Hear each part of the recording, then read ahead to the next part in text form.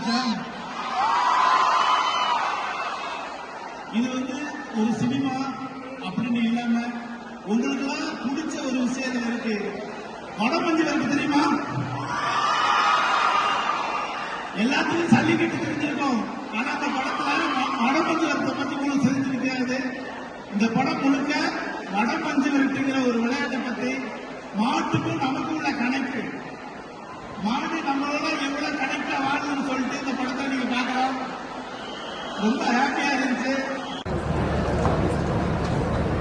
வணக்கம் சார். பவர்ஃபுல்லான ஒரு படத்தை எடுத்துட்டீங்க. ட்ரெய்லரும் மாசா இருக்கு, சாங்ஸும் மாசா இருக்கும் போது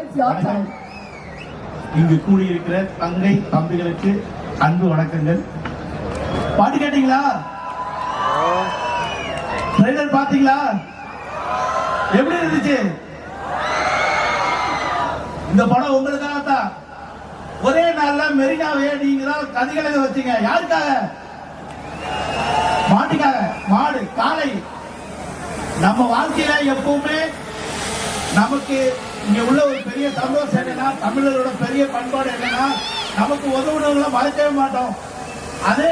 அதுதான் நமக்கு மட்டும் கடவுளா, நந்தி தேவனா மாடும், ஒரு கால பைரவரா நாய் இருப்பாங்க. ஏன் தெரியுமா?